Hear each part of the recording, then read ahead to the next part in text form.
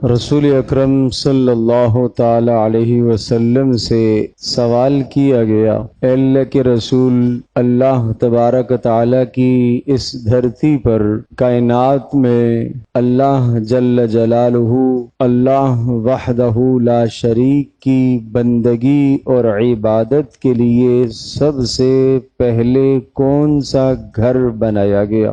اللہ جل جلالہ کی عبادت اور بندگی کے لیے اس دھرتی پر سب سے پہلا گھر کون سا تعمیر کیا گیا؟ پیارے پیغمبر صلی اللہ تعالی علیہ وسلم نے ارشاد فرمایا، سب سے پہلا گھر جو اللہ کی عبادت کے لیے، بندگی کے لیے اس دھرتی پر تعمیر کیا گیا وہ بیت اللہ ہے۔ قرآن کریم میں بھی ارشاد فرمایا سورہ آل عمران میں، ان اول بیت وضع للناس للذی ببکۃ مبارکا وہدی للعالمین، سب سے پہلا وہ گھر جو اللہ کی عبادت کے لیے متعین کیا گیا، بنایا گیا، وہ گھر مکہ مکرمہ میں بیت اللہ ہے۔ فیہ آیات بینات، اور اس میں اللہ کی قدرت کی بڑی نشانیاں ہیں، اور ان نشانیوں میں سے ایک نشانی مقام ابراہیم بھی ہے۔ پھر رسول اللہ صلی اللہ علیہ وسلم سے سوال کیا گیا، اے اللہ کے رسول، بیت اللہ کے بعد دوسرے نمبر پر کون سا گھر اللہ کی بندگی کے لیے سب سے پہلے بنایا گیا؟ رسول اللہ صلی اللہ تعالی علیہ وسلم نے ارشاد فرمایا، دوسرا گھر جو اللہ کی بندگی کے لیے بنایا گیا وہ بیت المقدس ہے۔ پوچھا گیا ان دونوں کے درمیان میں کتنا فاصلہ رہا، یعنی بیت اللہ کے بننے اور بیت المقدس کے بننے کے بیچ میں کتنا فاصلہ رہا؟ رسول اللہ صلی اللہ علیہ وسلم نے ارشاد فرمایا 40 سال کا فاصلہ ہے۔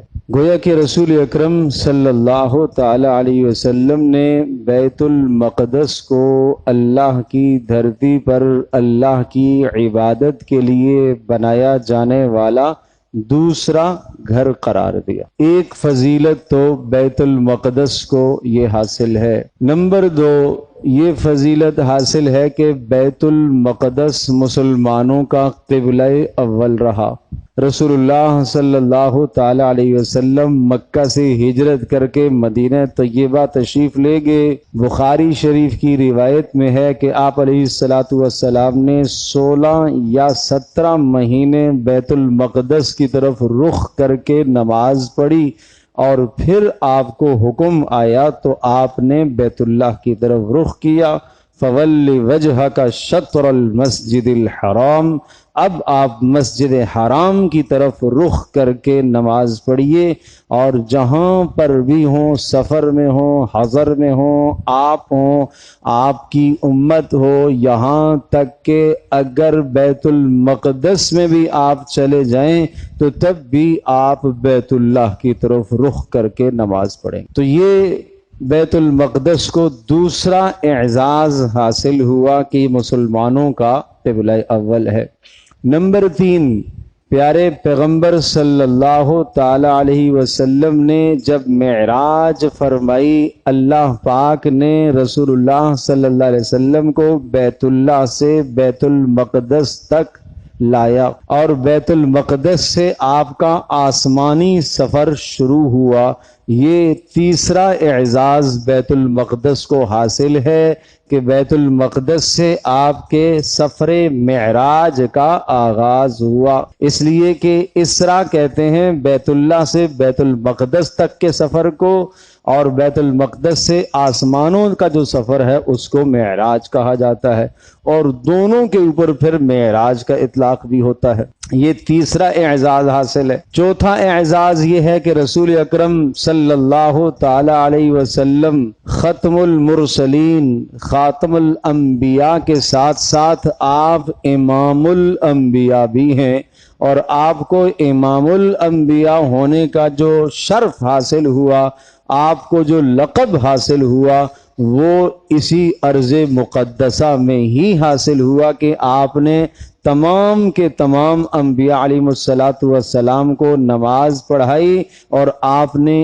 امامت کی، اور آپ صلی اللہ تعالی علیہ وسلم امام الانبیاء کہلائے۔ پانچواں شرف یہ ہے کہ رسول اکرم صلی اللہ تعالی علیہ وسلم کے لیے جو سواری حضرت جبریل علیہ السلام جنت سے لے کر آئے تھے، جس کا نام براق ہے، اس سواری کو اسی بیت المقدس کے اندر ایک جگہ پر باندھا گیا۔ یہ اعزاز اسے حاصل ہوا۔ اور مورخین نے ایک عجیب بات لکھی ہے کہ اس رات، جس رات پیارے پیغمبر صلی اللہ تعالی علیہ وسلم کی معراج ہوئی، اس رات میں بیت المقدس کا ایک دروازہ رات کو بند نہیں ہوا، اور بند کرنے کے لیے ایڑی چوٹی کا زور لگایا گیا۔ جب خادموں سے بند نہ ہو سکا تو اس کے بعد جو ہے وہاں کے معماروں اور مستریوں کو لایا گیا، شاید کسی جگہ پر کوئی تعمیراتی اعتبار سے خرابی ہو گئی ہو۔ انہوں نے آ کر دیکھا تو نہیں، کوئی خرابی ایسی نہیں ہے۔ پتہ چلا اس رات میں محمد رسول اللہ صلی اللہ تعالی علیہ وسلم نے وہاں جانا تھا، اللہ کی قدرت تھی، اللہ نے دروازے کو بند نہیں ہونے دیا۔ یہ اعزاز بیت المقدس کو حاصل ہے۔ اسی طرح سے چھٹا اعزاز یہ حاصل ہے کہ سورۃ المائدہ کی آیت نمبر 21 میں اللہ پاک نے اس کو ارض مقدسہ کہا، مقدس زمین۔ ساتواں اعزاز یہ حاصل ہے کہ اللہ تبارک تعالیٰ نے سورہ بنی اسرائیل میں اور سورۃ الانبیاء میں دو جگہ پر اللہ نے اس کو ارض مبارکہ، بابرکت زمین کہا۔ سبحان الذی اسری بعبدہ لیلا من المسجد الحرام الی المسجد الاقصی الذی بارکنا حولہ لنریہ من آیاتنا۔ بابرکت ہے، بلند ترین وہ ذات ہے جس نے اپنے بندے محمد رسول اللہ صلی اللہ علیہ وسلم کو بیت اللہ سے بیت المقدس مسجد اقصی تک سیر کرائی، جس کے ارد گرد ہم نے برکت رکھی ہے۔ یہ کہاں ہے؟ یہ سورہ بنی اسرائیل میں۔ اسی طرح سے سورۃ الانبیاء میں ارشاد فرمایا ابراہیم علیہ السلام سے متعلق، وَنَجَّيْنَاهُ وَلُوطًا إِلَى الْأَرْضِ الَّتِي بَارَكْنَا فِيهَا، کہ ہم نے لوط علیہ السلام کو اور ابراہیم علیہ السلام کو ارض مبارکہ کی طرف نجات دی، اور ان کو ہم نے اپنے قوم کی بت پرستی اور شرک اور برے ماحول سے نکالا، اور اسی ارض مبارکہ بیت المقدس کی طرف ہم نے ان کو منتقل ہونے کا حکم دیا۔ وَلِسُلَيْمَانَ الرِّيحَ عَاصِفَةً تَجْرِي بِأَمْرِهِ إِلَى الْأَرْضِ الَّتِي بَارَكْنَا فِيهَا وَكُنَّا بِكُلِّ شَيْءٍ عَالِمِينَ۔ فرمایا ہم سلیمان علیہ السلام کے لیے ہواؤں کو مسخر ہم نے کیا، اور سلیمان علیہ السلام ارض مبارکہ، ارض مقدسہ، جس جگہ پر ہم نے برکت دی ہے، وہاں تک کا سفر کیا کرتے تھے۔ تو اس اعتبار سے اس کو ارض مبارکہ بھی کہا جاتا ہے۔ اور آٹھواں اعزاز اس کو یہ حاصل ہے کہ یہ انبیاء علیہ السلام کی سرزمین رہی ہے۔ بے شمار انبیاء علیہ السلام کو اللہ پاک نے اس جگہ پر بھیجا ہے، یہاں پر اللہ نے انبیاء کو مبعوث فرمایا ہے۔ یہ اعزاز اسے حاصل ہے۔ اور آٹھواں اعزاز اسے یہ حاصل ہے کہ اللہ تبارک تعالیٰ نے اس جگہ کی قرآن مقدس میں قسم کھائی ہے، والتین والزیتون وطور سینین وہذا البلد الامین، کہا کہ تین کی قسم، زیتون کی قسم، انجیر کی قسم، اور اسی طرح سے زیتون کی قسم، اور طور سینا کی قسم، اور اس امن والے شہر کی قسم۔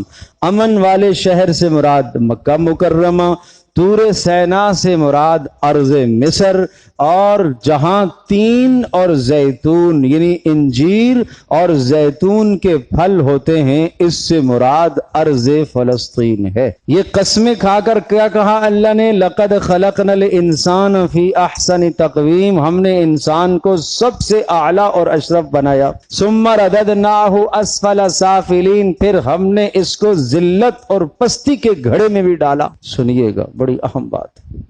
امن والے شہر مکہ کی قسم، طور سینا جہاں موسیٰ علیہ السلام کو نبوت ملی اس جگہ کی قسم، اور تین اور زیتون کے پھل جہاں ہوتے ہیں انجیر اور زیتون کے، اس جگہ کی یعنی ارض مقدسہ فلسطین کی قسم، فلسطین کی قسم، طور سینا کی قسم، اور بلد امین مکہ مکرمہ کی قسم کہ ہم نے انسان کو سب سے اعلیٰ بنایا۔ لیکن کب یہ سب سے اعلیٰ ہے؟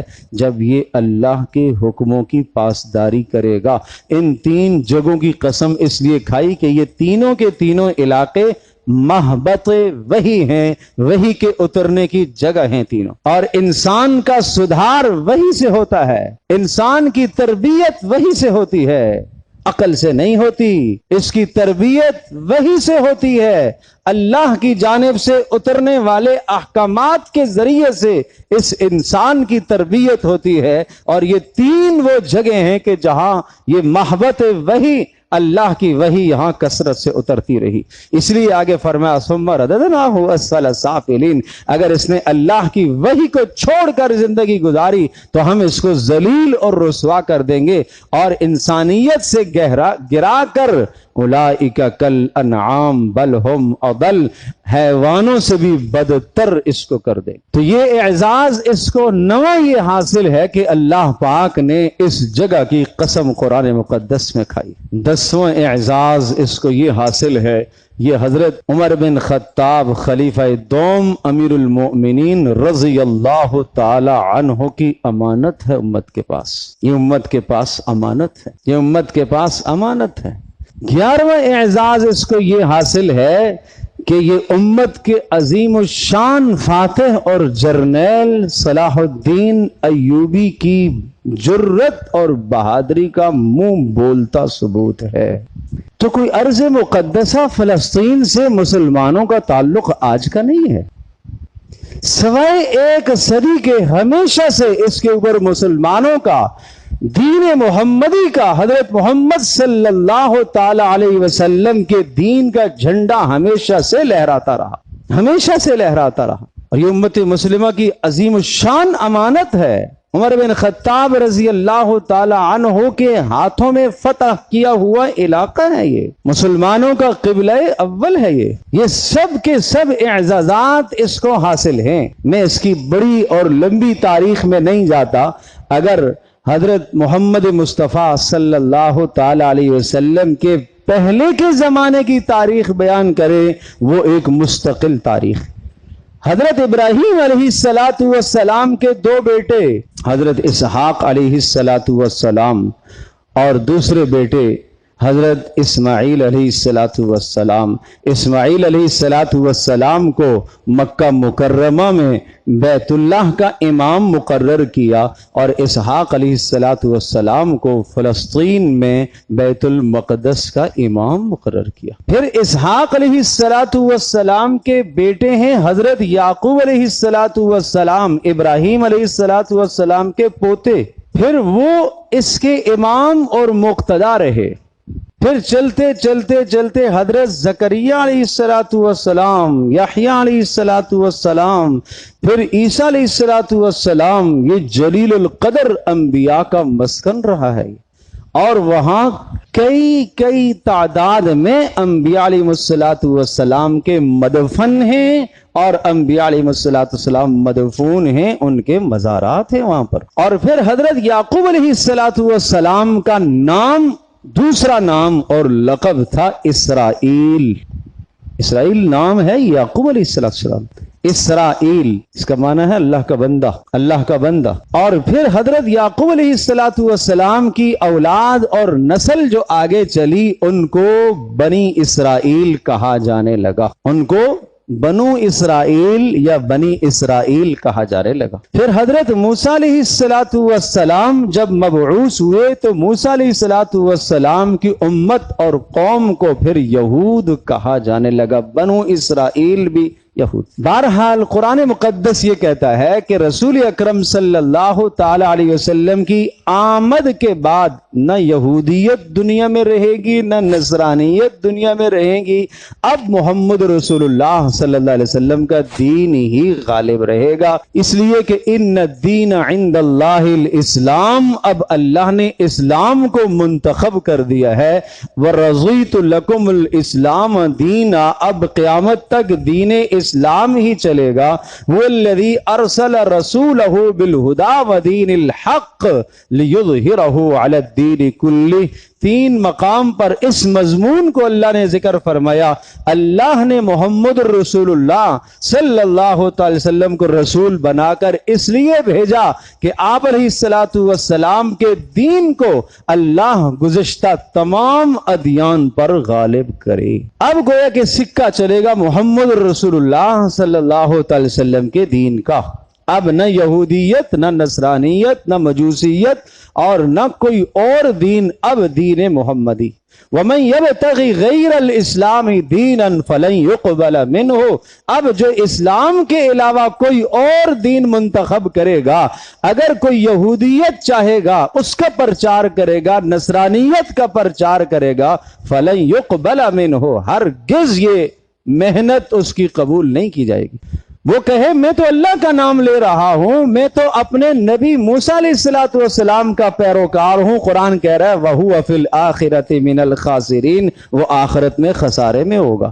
پیارے نبی صلی اللہ تعالی علیہ وسلم نے ارشاد فرمایا، اللہ کی قسم اگر آج موسیٰ علیہ السلام بھی زندہ ہو کر آ جائیں تو ان کی کامیابی اور نجات بھی میری اتباع میں ہوگی، ان کی کامیابی اور نجات بھی میری اتباع میں ہوگی، کیونکہ محمد رسول اللہ صلی اللہ علیہ وسلم امام الانبیاء بن کر آئے۔ اور اسی طرح سے ارشاد فرمایا لَتَجِدَنَّ أَشَدَّ النَّاسِ عَدَاوَةً لِلَّذِينَ آمَنُوا الْيَهُودَ، پوری روح انسانیت، تمام دنیا انسانیت کے جتنے بھی لوگ ہیں ان سب میں مسلمانوں کا بدترین دشمن یہود ہے، مسلمانوں کا بدترین دشمن یہود ہے۔ ہمیشہ مسلمانوں کے خلاف چال بازیاں، ہمیشہ مسلمانوں کے خلاف چالاکیاں، ہمیشہ مسلمانوں کے خلاف سازشیں، ہمیشہ مسلمانوں کے خلاف مکاریاں، صرف مسلمانوں ہی کے خلاف کیا، ہر انسانیت کے خلاف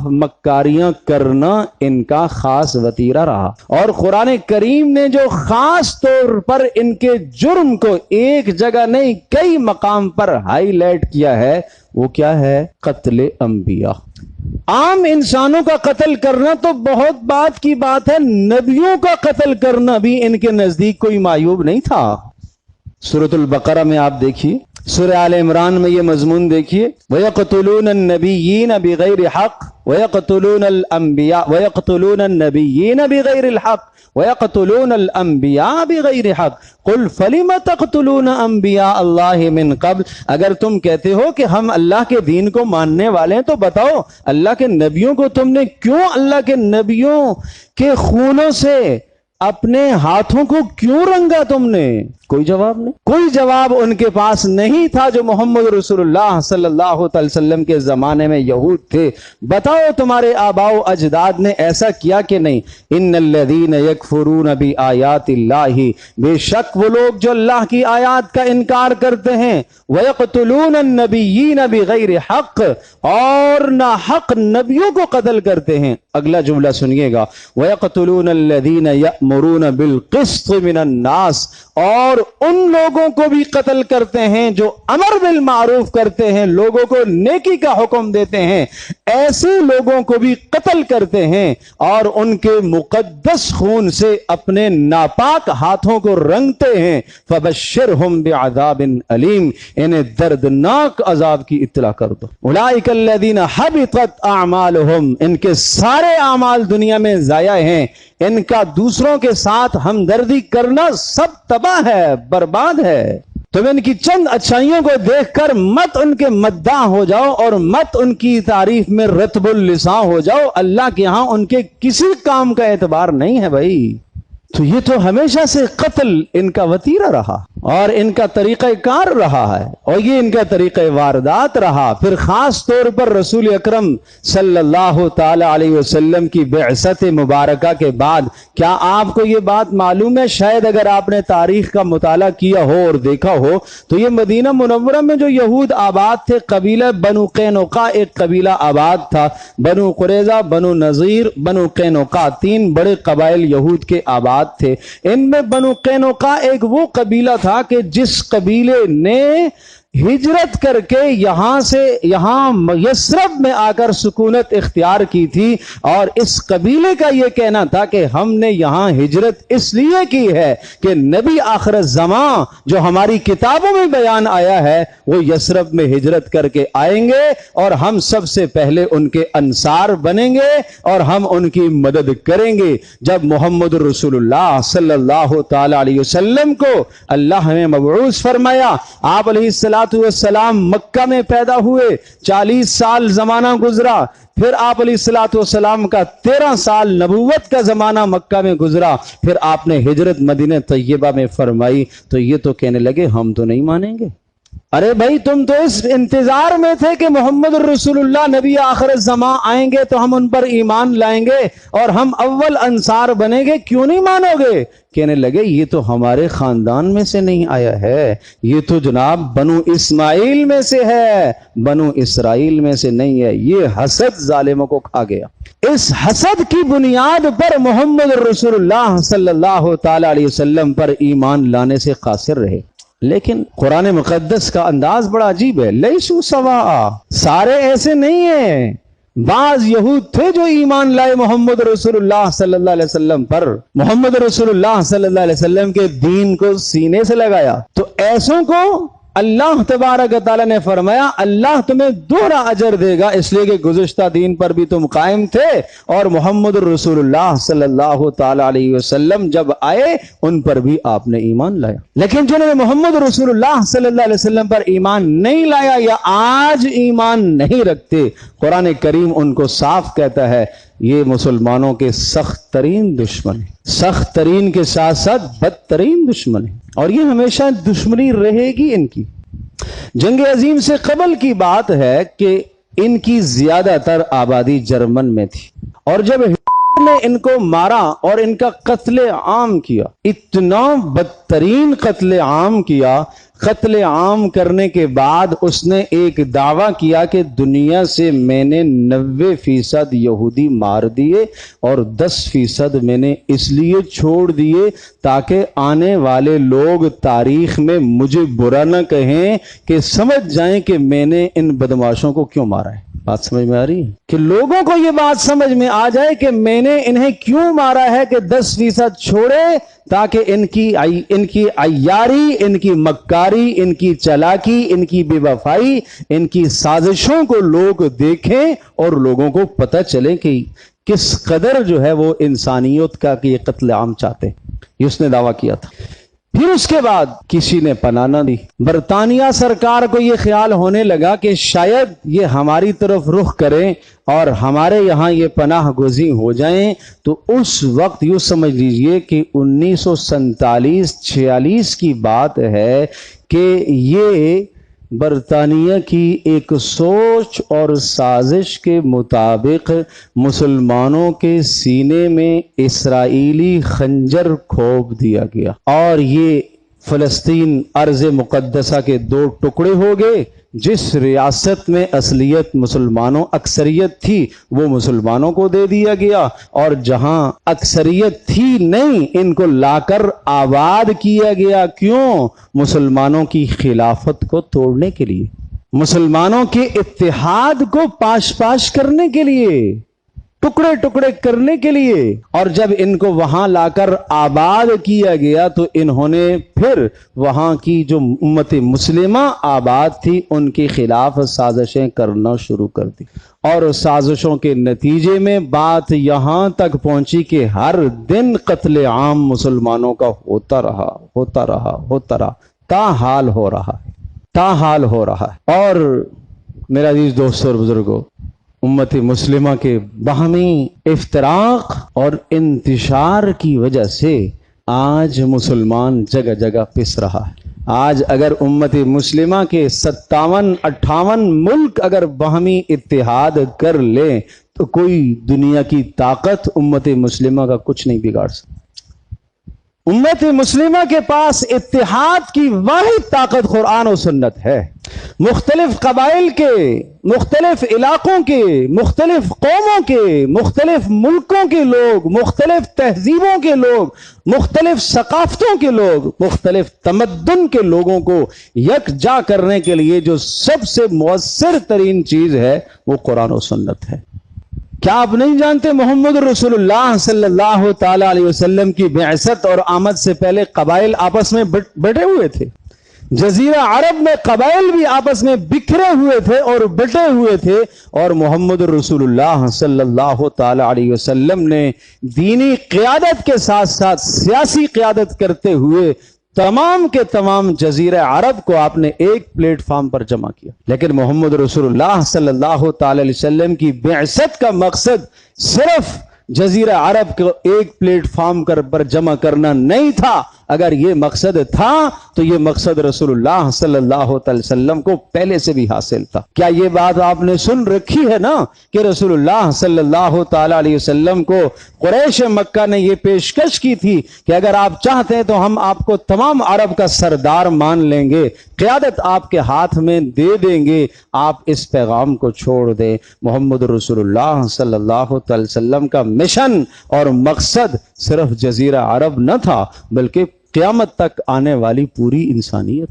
تو امت مسلمہ کے جوڑ کے لیے واحد چیز قرآن و سنت ہے۔ ایسے ضابطے، ایسا ضابطہ اخلاق قرآن میں ہے، ایسے ضابطہ اخلاق، ضابطہ اخلاق پیارے پیغمبر صلی اللہ تعالی وسلم کی سیرت طیبہ میں ہیں کہ اگر میں اپناؤں، ہم اپنے گھر میں اپنائیں تو گھر میں محبتیں پیدا ہوں، اگر ہم محلے میں اپنائیں تو محلے میں پیدا ہوں۔ کیا آپ جانتے ہیں کہ اوس اور خزرج کی لڑائیاں ایسی تھیں رسول اللہ صلی اللہ تعالی علیہ وسلم کی بعثت سے پہلے اس قدر لڑائیاں تھیں کہ مرنا، مرانا، مارنا، قتل کرنا تو وہاں کوئی مسئلہ ہی نہیں تھا۔ آپ علیہ الصلوۃ والسلام تشریف لائے، قرآن و سنت پر امت کو جمع کیا۔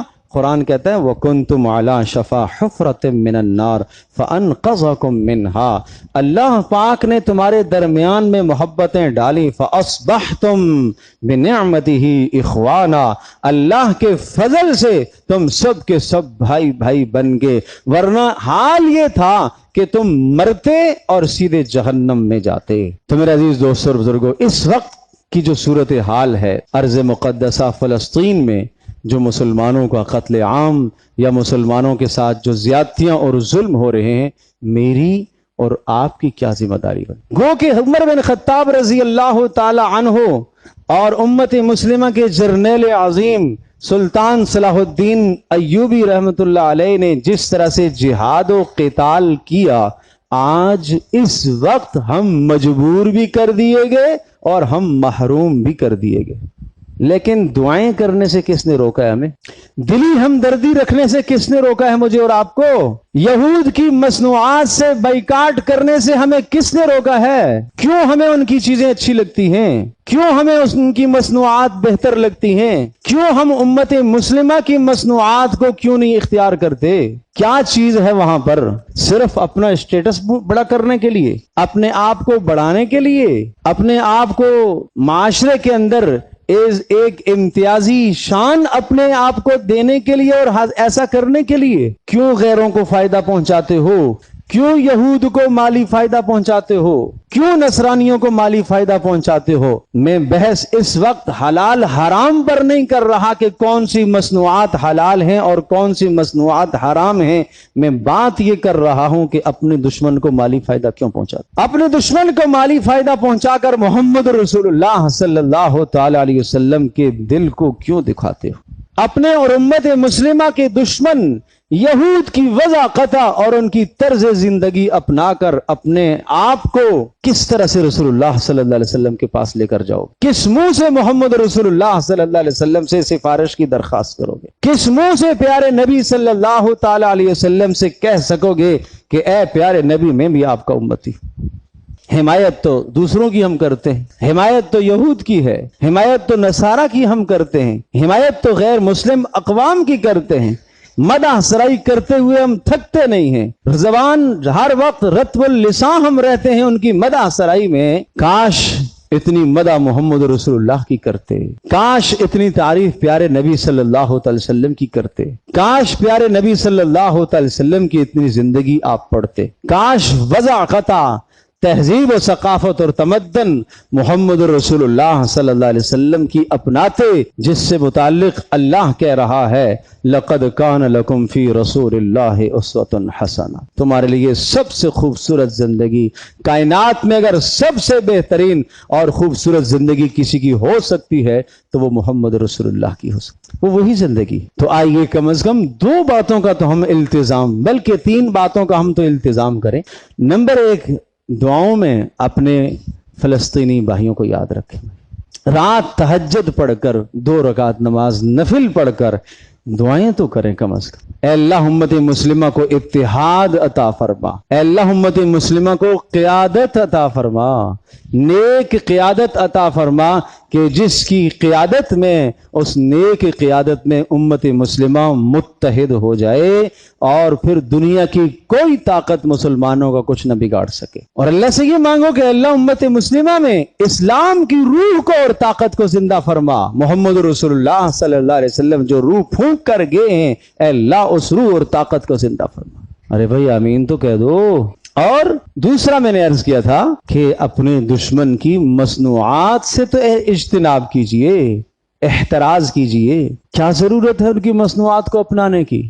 اور تیسری درخواست یہ ہے کہ یہود کی وضع قطع سے تو اپنے آپ کو بچائیے، اپنے پیارے نبی صلی اللہ تعالی وسلم کی سنتوں کو سینے سے لگائیے، اپنے پیارے نبی صلی اللہ تعالی وسلم کی تہذیب و ثقافت کو سینے سے لگائیے۔ مت بات کیجئے کہ رسول اللہ صلی اللہ، وہ عرب کلچر ہے، یہ ہمارا کلچر ہے۔ ارے کوئی کلچر ہو، محمد رسول اللہ صلی اللہ علیہ وسلم نے جو ادا اپنائی ہے، اللہ کی قسم اس ادا میں ہمارے لیے خیر ہے، اس ادا میں ہمارے لیے خیر ہے۔